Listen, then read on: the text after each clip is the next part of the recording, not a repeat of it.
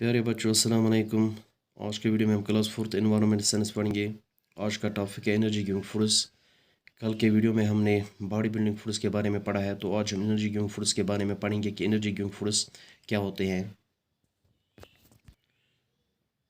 वो ग़िज़ा जो हमें कार्बोहाइड्रेट्स और फैट्स फराहम करते हैं उसे एनर्जी गिविंग फूड्स कहते हैं। वो ग़िज़ा जो हमें कार्बोहाइड्रेट्स और फैट्स फराहम करते हैं उसे एनर्जी गिविंग फूड्स कहते हैं। वो ग़िज़ा जिसमें कार्बोहाइड्रेट्स और फैट्स जो कार्बोहाइड्रेट्स और फैट से भरपूर हो, ऐसे ग़िज़ा को एनर्जी गिविंग फूड्स कहते हैं।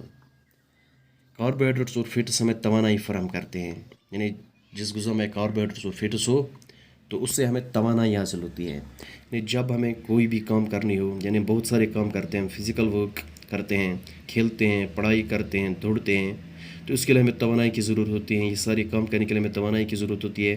तो ये तवानाई हमें ऐसे ही फूड खाने से हासिल हो जाती है, यानी जिस फूड में कार्बोहाइड्रेट्स और फैट्स मौजूद हो। तो प्यारे बच्चों, कार्बोहाइड्रेट फैट्स हमें कार्बोहाइड्रेट से ज़्यादा तवानाई देती है।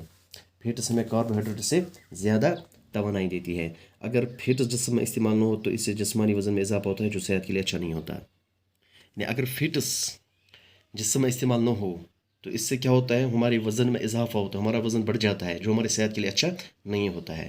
तो अब यहाँ पे मैं एक लिस्ट दिखाऊंगा कि कौन से फूड्स, किन फूड आइटम्स में कार्बोहाइड्रेट्स होते हैं और किन फूड आइटम्स में फैट्स होती है।